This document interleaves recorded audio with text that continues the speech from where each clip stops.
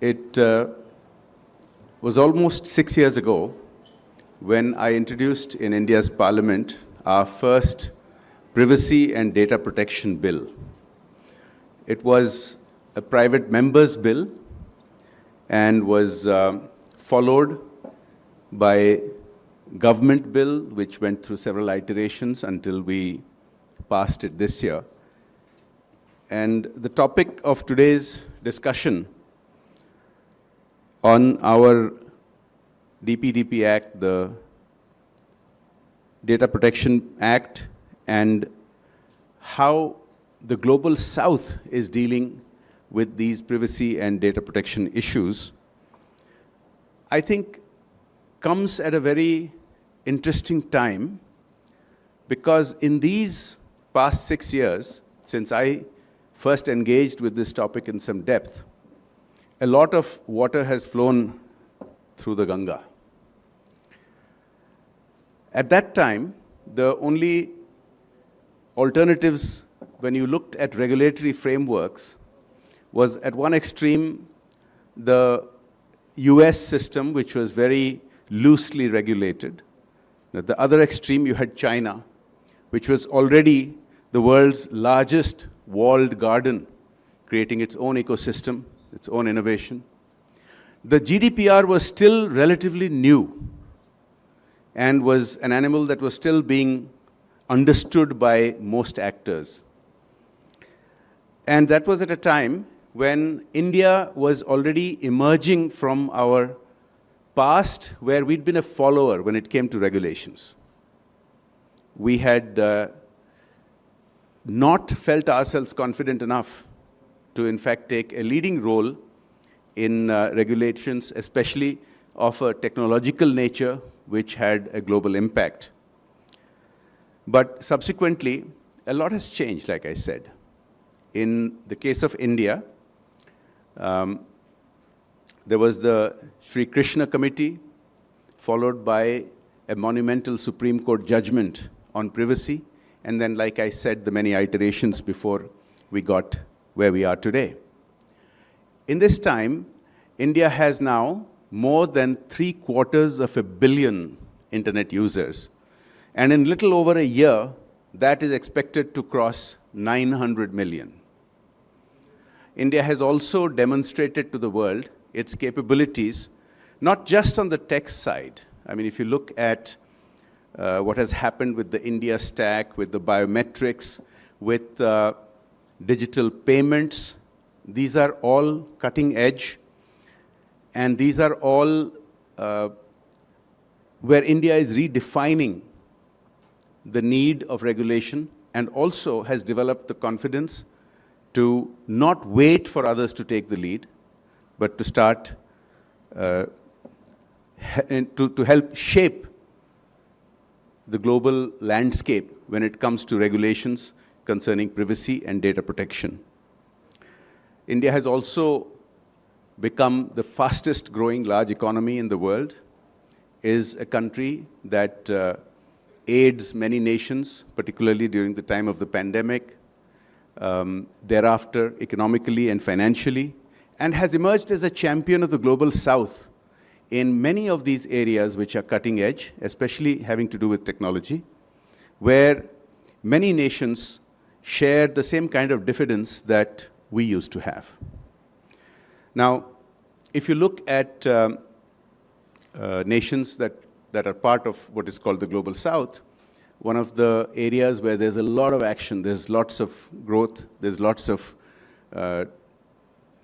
technological innovation that's being put to use, Africa comes to mind. Now, there are nations in Africa, and including one of my co-panelists later on in this session, Kenya, for instance, that has taken a leading step. But these are still dependent on modeling either the GDPR or some such to implement their own policy landscape, regulatory landscape. Now, as I said, India has developed the confidence to not just roll out the technology, but to help shape the regulatory environment. And this, because we are the largest democracy, is done in an open environment, which is why the government bill, which went through so many iterations, was because of consultations with various stakeholders, with industry, with activists, with users, with innovators, with startups, with entrepreneurs. And so many, and I would dare say almost all stakeholders' concerns have been addressed. So the DPDP Act, which has been passed in India, is already beginning to get notice and beginning to get not just acknowledgement, but support and praise by several countries. Norway, for instance, South Africa, for instance, find it as a role model that can be emulated, that can be studied and utilized. There are several aspects of this which I think appeal to many people. The focus, for instance, on children's rights. Now, this is not something that has always got the attention that it deserves. Now, starting from the time when I started engaging with the subject, consent has always been a very key part of managing privacy and managing data security.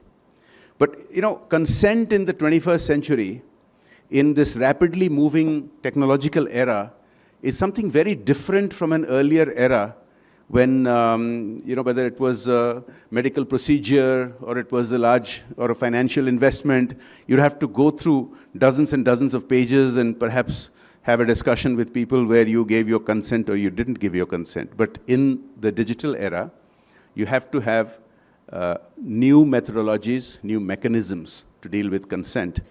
And we can discuss more about this in the panel discussion which follows. But as I said, one of the key areas where India has, I think, started to set an example for other, even major regulatory environments is in the manner in which we manage consent. And one of the aspects of the Act is to have designated authorities, particularly for large organizations that deal with data, so that the consent process can be both expedited as well as not compromised. These transformations, these changes have started happening beyond just the examples that I gave. It's not just Norway, which I think it's important that a developed European nation like Norway finds the Indian Act worth emulating. And there are many other nations with which India has started cooperating and collaborating. So we've signed agreements already with countries like Armenia, with Sierra Leone, with Suriname, with Barbados, Trinidad and Tobago, and we can go on with several others. So as I said, this represents the kind of championing of the capabilities of the Global South from our own experience in having transitioned or having now transitioning into this new position where we are helping to help set the rules, make the rules. Prime Minister Modi has led from the front. He himself is an avid follower of technology. Himself is an avid champion of technology. And one of the ideas that he has championed is to set up a social impact fund to implement digital public infrastructure in countries that belong to the Global South. So these are some of the areas where India has changed a lot in little more than half a decade. When we talk about data privacy and security, and especially about localization and cross-border flows of data, these are some of the contentious issues that we have to deal with. And there aren't any pat answers. You could perhaps take the view that the US, with its more lenient regulatory environment, is worth emulating. But there are challenges that nations face that the US doesn't face. The kind of terrorism challenges that we face. The kind of organized crime at scales which are unimaginable to some. Require different kinds of approaches to deal with them. So, yes, it's true that India doesn't believe in a laissez-faire, unregulated environment for cross-border flows of data. and with responsibilities to be given. But our emphasis in our act is limited to transactions happening in India or principles being in India. And if you look at some of the other environmental, regulatory environment, for example, Singapore, a smaller country, but also one that has set, it's always been at the cutting edge of technology and regulations. It also has, a part of its act says that the cross-border flows of data can be more unlimited, can be more relaxed with other jurisdictions that have the same kind of standards that Singapore has. Now, this could be one way of looking at the ongoing evolution of the regulations. So today, we have the US, we have GDPR, we have China, we have other nations, smaller ones, that have many aspects of regulations which are worth considering. But indeed, today we have India, which has the scale that is almost unmatched. We have the openness that nobody else has at this size. And we have already developed a track record of both implementing technologies and adapting our regulations to meet the needs of the current decade and the current century. Thank you. Good evening, ladies and gentlemen. It is my privilege and honor to moderate this discussion with such a distinguished panel. In many ways, Mr. Panda has set the stage for this discussion. He has touched upon many issues that we'll build upon in this discussion. By way of just background, I just want to share a few perspectives so that before we move to the speakers, we have some background information. If you look at 10 years ago, 2013, there were about 101 countries which had data protection laws, either already passed or in the parliament being considered. Now that number is 154. And most of the additional 53 countries are in the global south. Even the 101 countries that had the laws have many of them have substantially redone the laws, amended them, or repealed and made new laws. So there's been a very dramatic 1 decade for data protection laws in this world, and especially in the global south, because many countries in the global south are seeing data protection laws for the first time. That's an advantage, but also disadvantages are coming with that. One big advantage of being new to this game of data protection is that you can try completely new approaches. You can have very innovative approaches. There's not much by way of path dependence. You can choose what model works for you. You can learn from others' mistakes as well. But there are also disadvantages. You have to build capacities from almost nothing. And there are difficult, complicated public administration challenges that emerge out of data protection. So if you have those capacities built in advance, it helps, which was the case, for example, in Europe. They have been building data protection capacities for almost 3 decades. And data protection is a very interesting kind of regulation because there is quite a bit of market incentive at work, which can discipline firms to do better on that in many ways. But there's also a very dark side of it. There are many actors that are just simply intending to misuse data, not the legitimate firms and actors who want to serve the consumers, but also many who are not in that game. They're on the business of doing harm. Then there is public administration of data protection authorities, which plays a role in the way the data protection is done. And then there are political economy issues around power of firms to influence regulation and all. And all of this drama is playing out in different economies. And it's happening in a highly globalized context because data economy, digital economy is a very global economy. I mean, there's a lot of cross-border data flow and for good economic and technological reasons, which makes the data protection regulation a very interesting and challenging kind of regulation that you don't want to impose unnecessary costs on the data economy.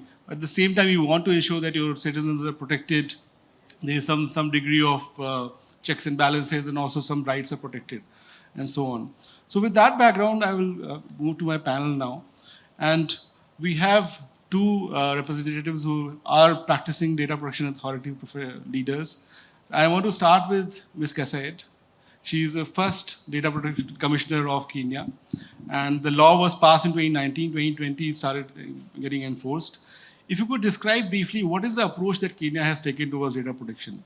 What are the broad contours of the law and how are you going about building the data protection commissioner's office?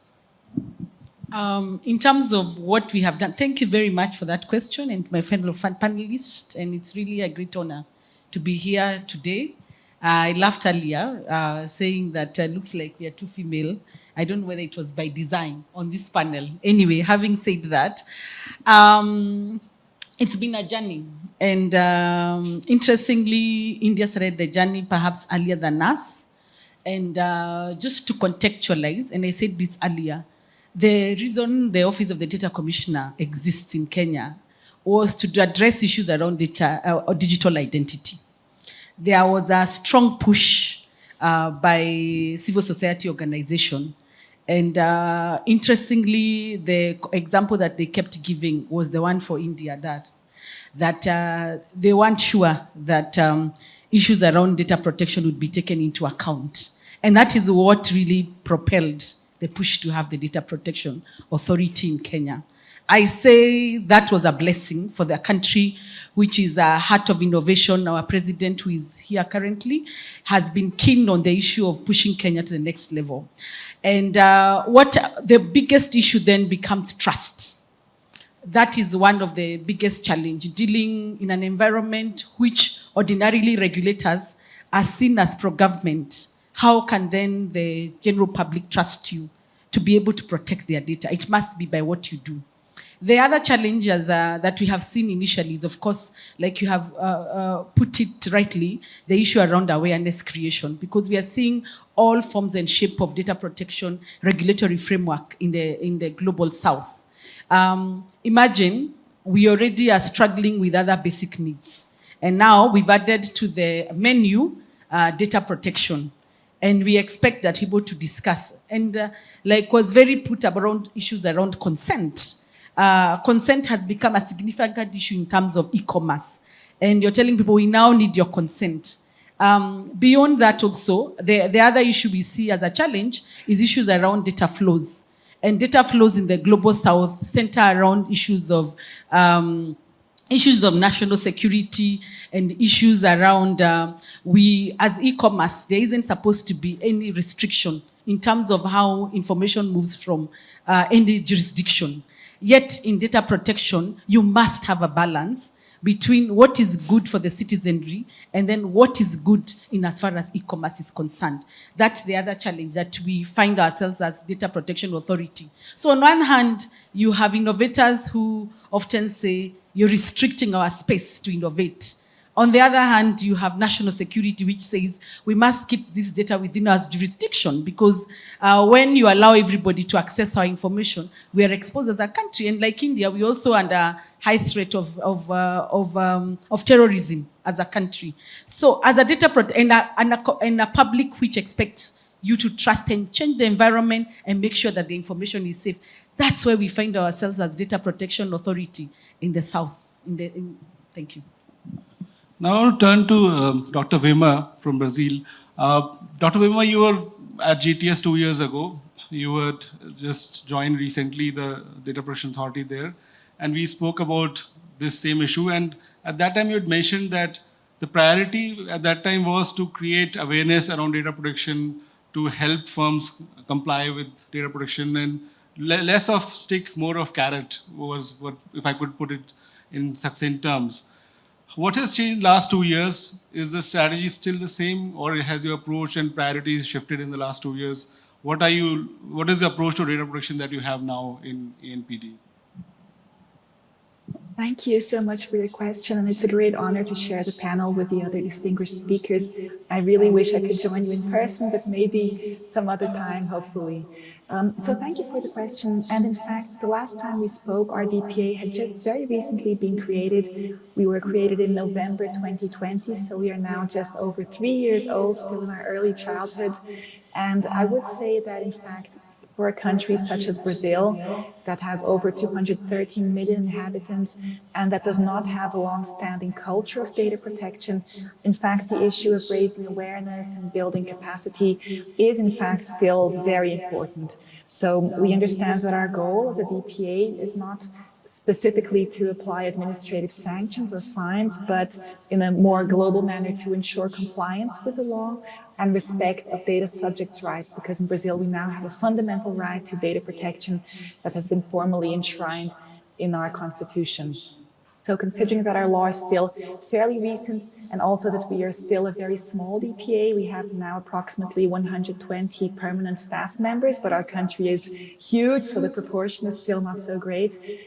We in fact still have adopted this, what we call a responsive approach, a step-by-step approach. And our idea is that, in fact, we have different regulatory strategies that can be arranged in a pyramid. And at the bottom of the pyramid, we have strategies that are perhaps less coercive, less interventionist, more geared towards promoting compliance rather than simply applying administrative sanctions. So usually we begin with monitoring, guidance, prevention, and then finally repression. So we receive data subject complaints, we receive different information as to what's going on in the market, and then we will many times act through providing guidance, through issuing publications with orientation, with information as to what should be done.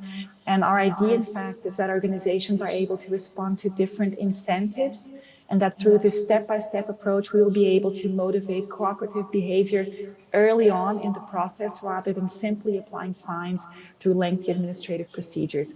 However, some things have changed, in fact, and our law, in fact, had a grace period that was slightly longer for administrative sanctions. This grace period has now ended, so we are now formally able to apply administrative fines, and we have already, in fact, begun doing so. As I mentioned, this is not our main focus, but of course, it's an important part of the regulatory toolkit in terms of promoting compliance. But I would say that it's perhaps not our main focus. We still have a very lengthy regulatory agenda, a number of other strategies and priorities we have to face before focusing, I think, with a more specific approach on administrative sanctions. Thank you. So it's good to know that it's a gradual, responsive approach, and it's slowly moving towards a mix of penalties and awareness and capacity building. Mr. Panda, I want to come to you next, and many of these issues you've already covered in your keynote remark. But one point that you mentioned is that you see India as a leader of the global south on this issue of data protection and privacy.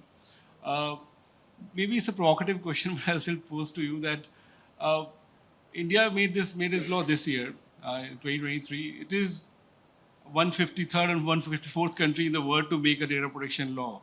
And if you see India as a leader of the global south in this domain, do you expect that other countries will change their laws and adopt this model? And what sets this model apart from, say, what is being done elsewhere, which would make it so unique and so worthy of emulation, if I was to? Well, I could be a little cocky and say we could have just adopted my bill 6 years ago, which had actually many months of consultations also with every stakeholder. But in fact, it was necessary for that Supreme Court judgment which ruled that privacy is a fundamental right. You know, our constitution mentions fundamental rights, doesn't use privacy but it was an interpretation. But it also pointed out that there have to be certain narrow and very specifically defined exceptions. One of them is national security. One of them is to be able to provide governmental services. And until that happened, it was difficult to actually fill in the blanks for the regulations needed to come to where we have come today. Before I answer your question, I want to tell you that, even at that time, even 6 years ago, even earlier, we were already all used to, giving up our privacy. We had no problem using facial recognition on a smartphone, but many activists had fundamental differences with using facial recognition for security or things like that. So societal consent had to be built. Now, as I said, a lot of capacity development has happened in India. I mentioned our digital payments environment, which is the fastest growing in the world. Our biometric system and the payment system that it is linked to is already being used by a couple of other countries, has the scope to be used by many others. So we have this unique advantage, I think, of a trifecta of democracy, the largest democracy ever in human history. We have the scale, because there are very few countries that have hundreds of millions of population, and now nobody else has as much population as we have with 1.4 billion. And third is capacity. And the capacity building has happened especially over the last decade. So yes, we have a lot to share, and our attitude has always been about sharing. The philosophy that our Prime Minister has explained throughout the world of Vasudhaiva Kutumbakam, which is that the philosophy at the heart of the Indian belief system is that the whole world is one family, has been demonstrated, as I explained, during the pandemic, sharing vaccines, developing, rolling out in very large scale, helping nations with, I mentioned, building digital public infrastructure, especially the global south. India has taken it upon itself because we have made this journey. We have made this journey in a post-colonial world where we had a diffidence for many decades, even after gaining our independence, to transitioning to an era of confidence, but not in an aggressive way. Confidence in a way that is very keen to work in partnership with other nations.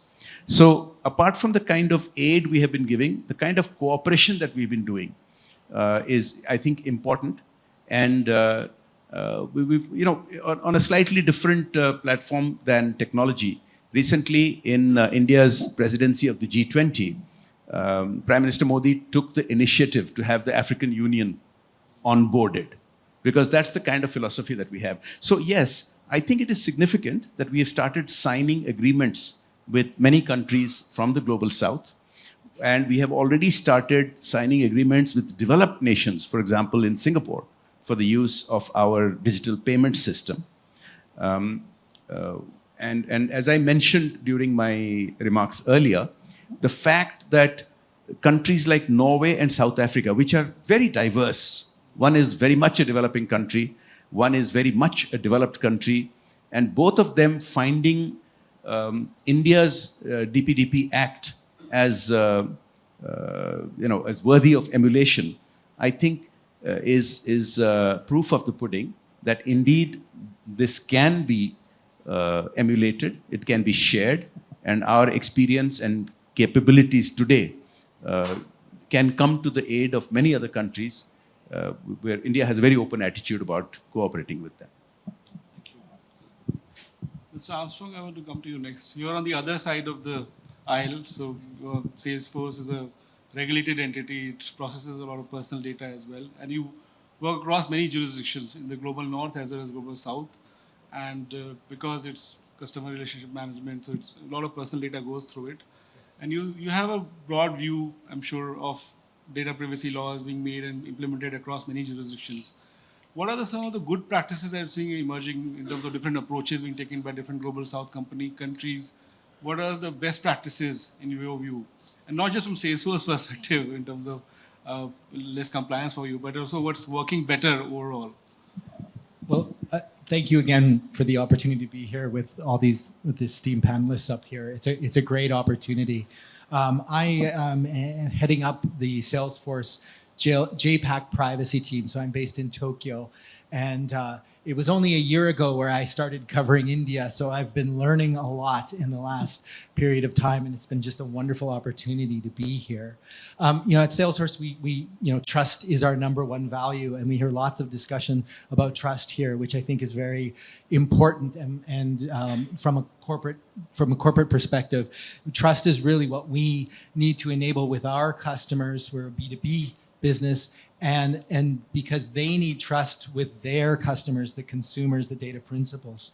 From our perspective, really interoperability is so important because the costs of compliance are quite high. And so what we're seeing, we see a lot of laws around that are very similar to GDPR. They take GDPR and modify it slightly for their unique needs.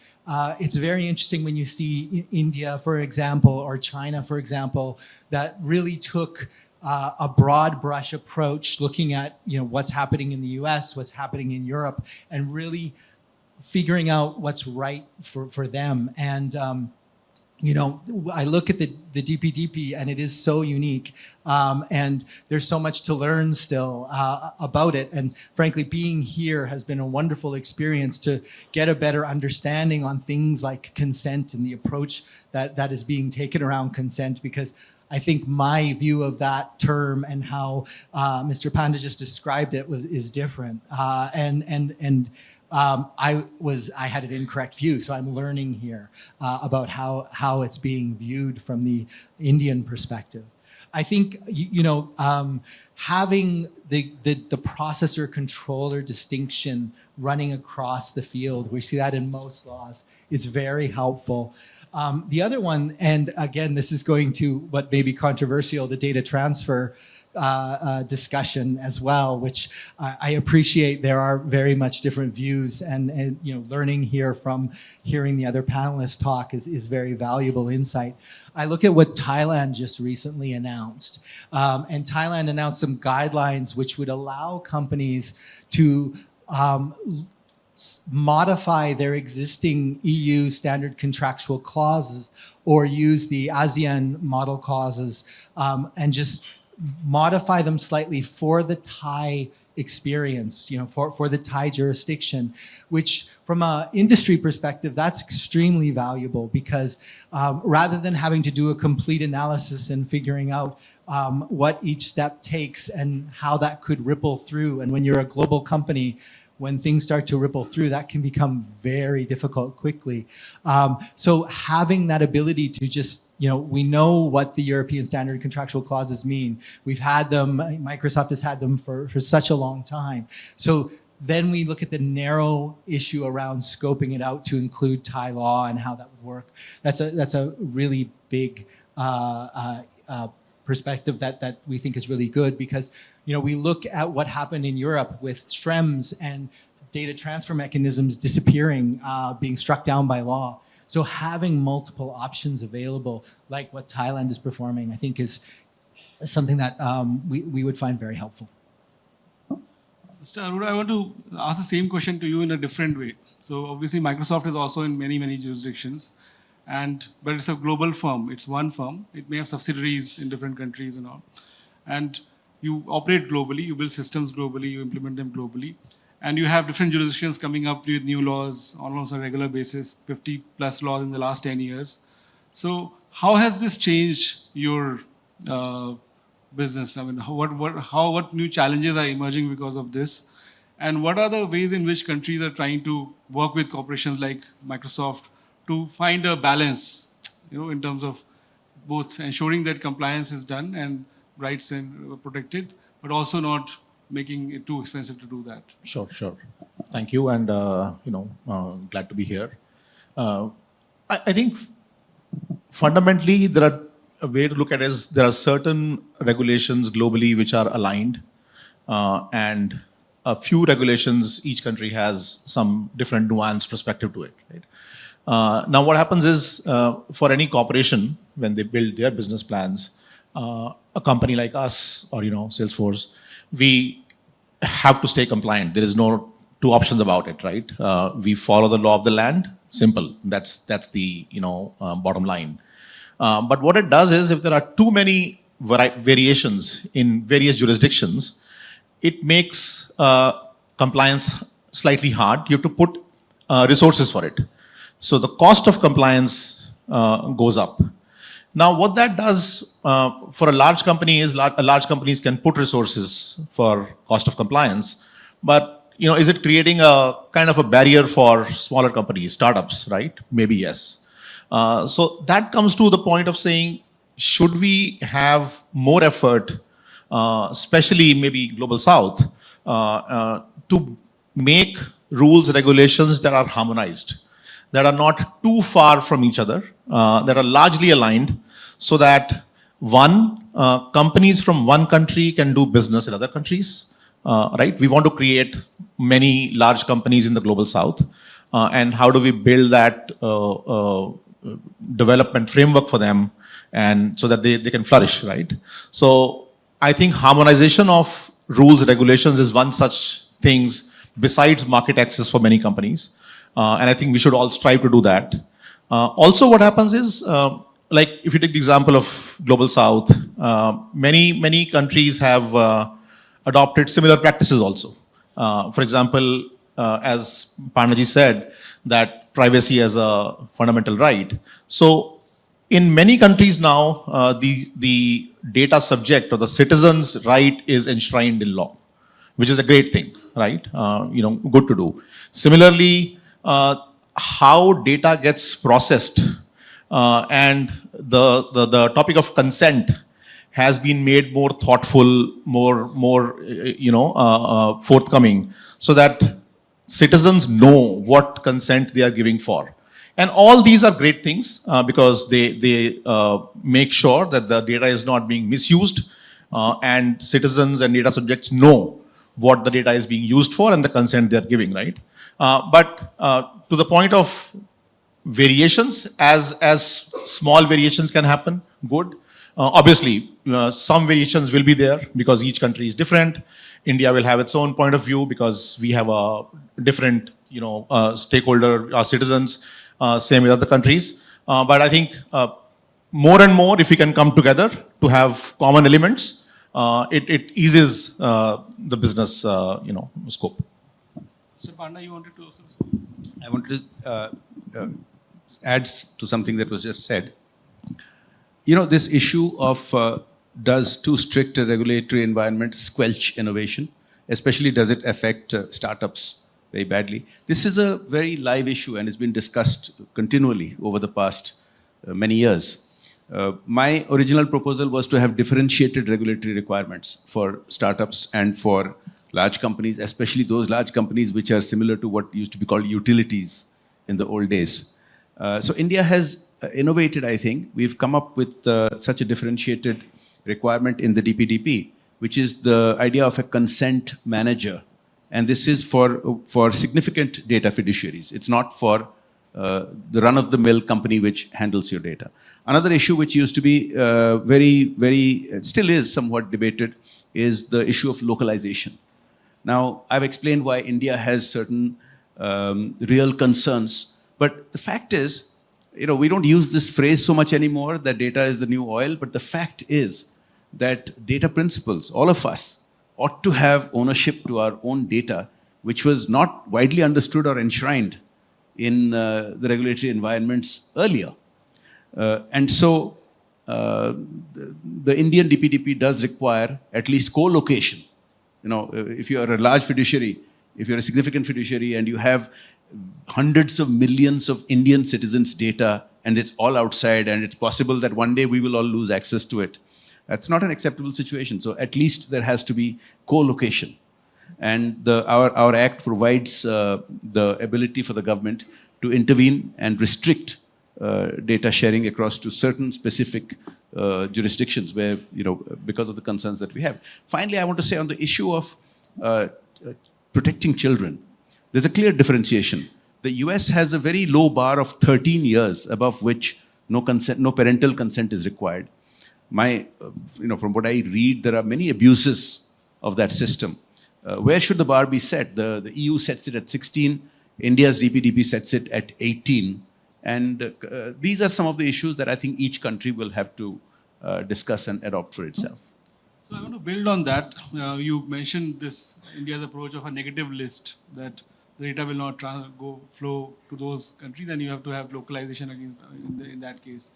Now, there's a challenge when you do build a data protection law and start building the authority, that a lot of data processing is happening globally. So even though the data belongs to citizens of your country, it's getting processed in some other country. And maybe by bad regulatory practices or absence of data protection law altogether, you will have harms happening to your own country citizens. One way is to maybe have a negative list, that you will not let the data flow to those countries. But then there's a whole gray area in between, right, where you'll have to use other instruments to assert your jurisdiction over their processing, and say that this is the data that belongs to our citizens and it should be regulated and processed in the manner that we are saying it. What are the instruments that you are using, Ms. Kassait, in Kenya to assert this jurisdiction, that this is our citizens' data and it is our business to protect that? Yeah, just to let me say this: in the global south and especially in Africa, as Kenya as a lead in terms of data protection, we have taken certain steps to make sure we have the tight balance, the right balance between innovation and also protecting the rights of citizens, and that is one of them. Even though our data protection regulatory framework provides for data localization, it also has a rider which says you keep a copy in the country for specific category of data. One of the data that is categorized is citizen data, to take care of in the event that a country can hold so much data that has to do with the citizens. That is one of the precautions.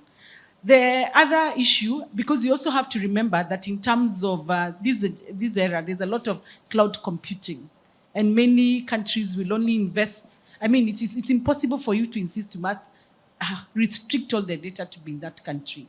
There's categorization in terms of data flows, whether it is binding corporate rules, adequacy. We have tried as much as possible as a country to provide for that.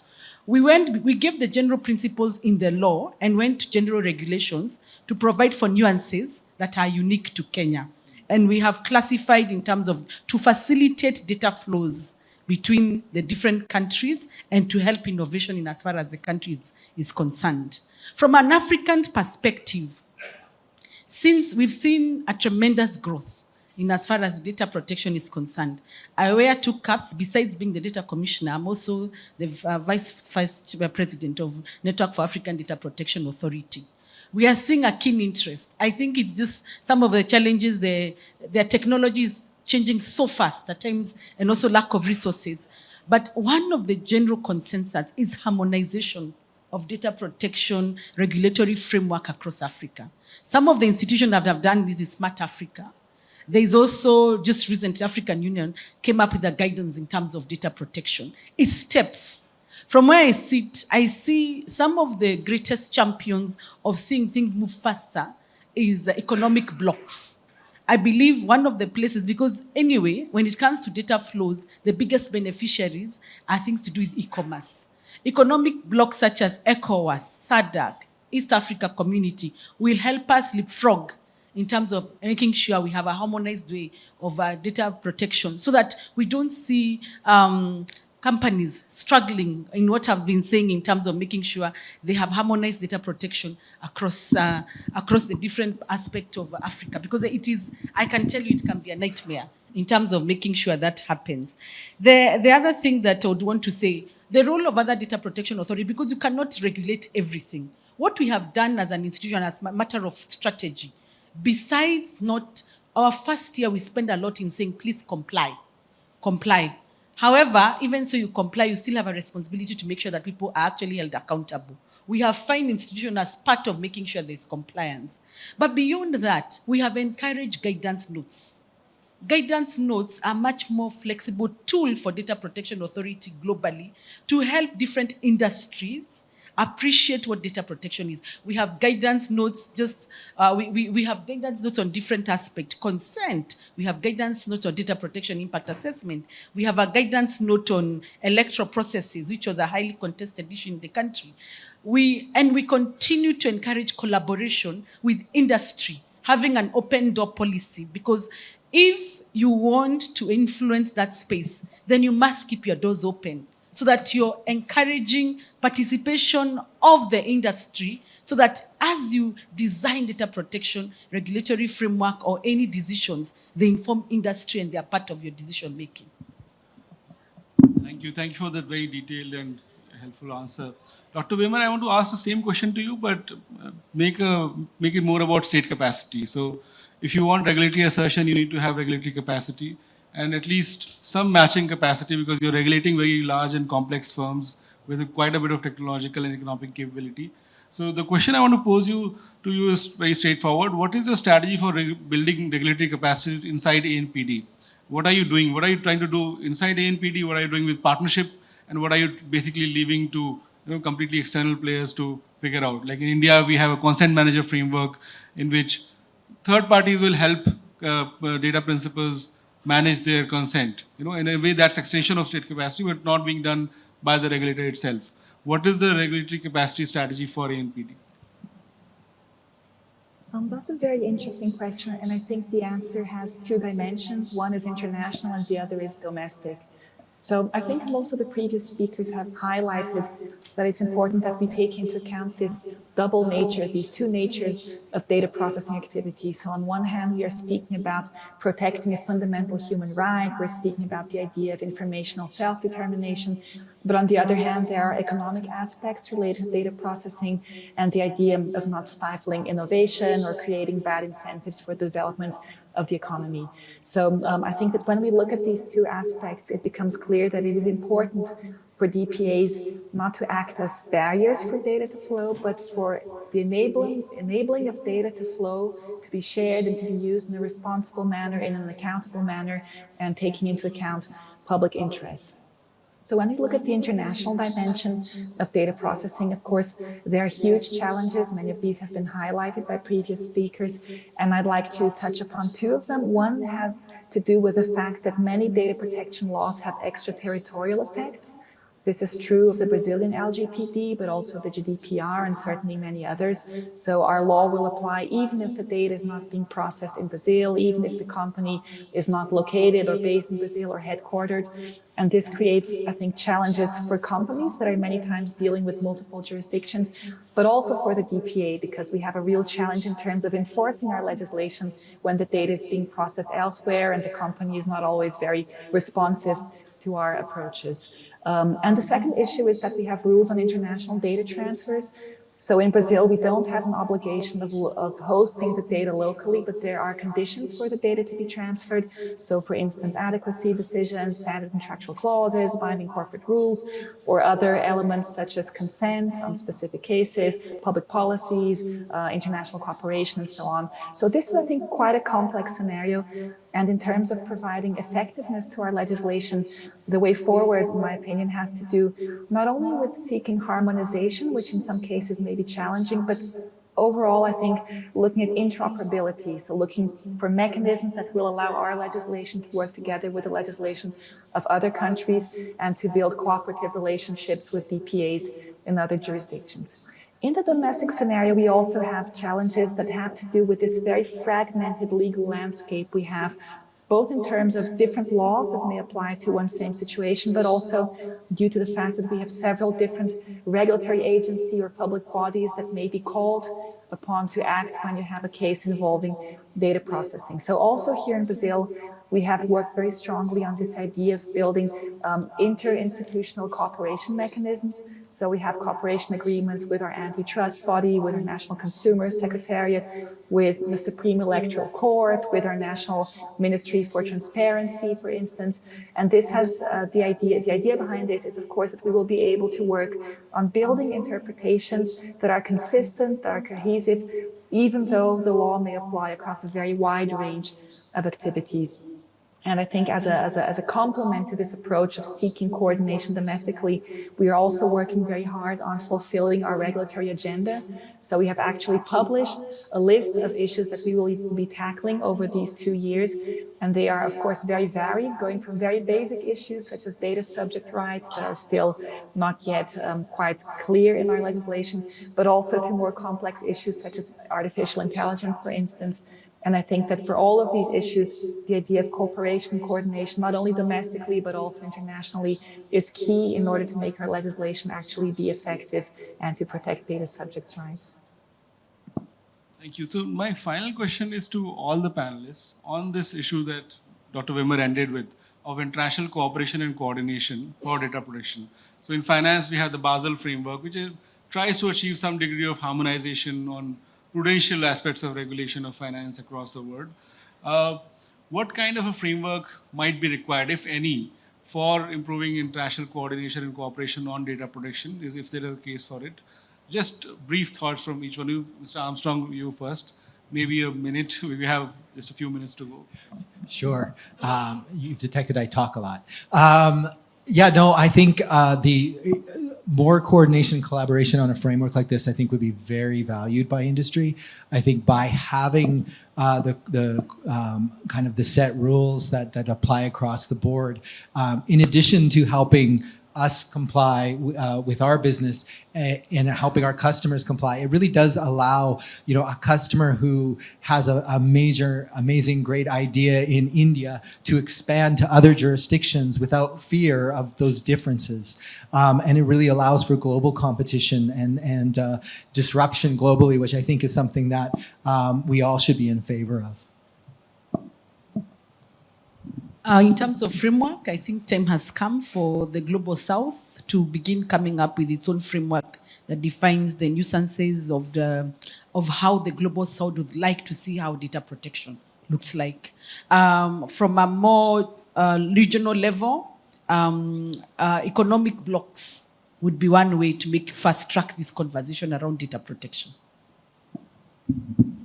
There's a widespread desire for uniformity of regulations, and at least among industry, it must be absolutely the top on the wish list.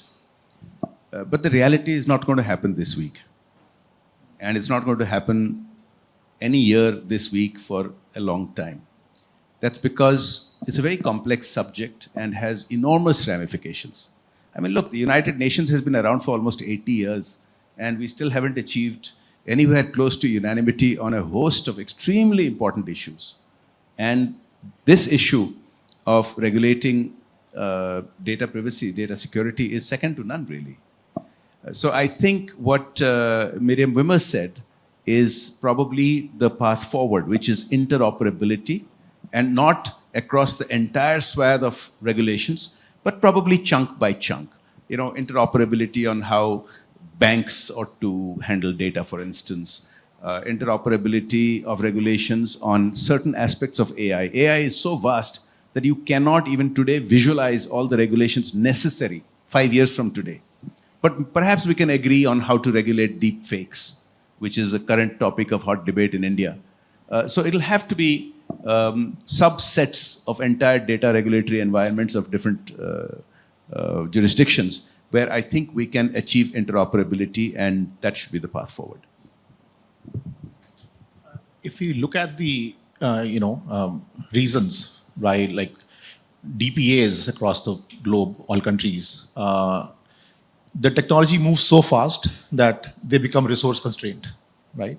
And secondly, is there enough knowledge sharing happening between them on what are the threats they are seeing versus other countries seeing? And obviously, there are some common threats from data protection standpoint, cyber criminals, right? So I think 2 or 3 ideas. One is obviously DPAs across the country, can they have a common forum where they are exchanging best practices and ideas so that if one country DPA has encountered a particular threat and they have negated it, others learn from it fast versus waiting for it to happen to them, right? So a cross collaboration.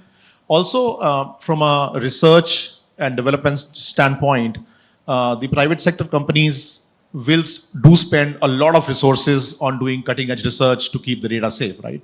So I think a very strong, consistent, long running public-private partnership model on making sure that everyone is invested together, DPAs, governments and private sector, to safeguard data. I think these 2 things, if we can make some progress, can be very useful.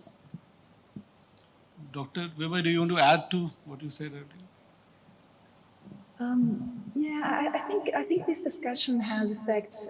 We can look at it both when we think of different fields, as was mentioned by one of the previous speakers, such as financial sector, telecom sector, and so on, and also the idea of cooperation across different jurisdictions.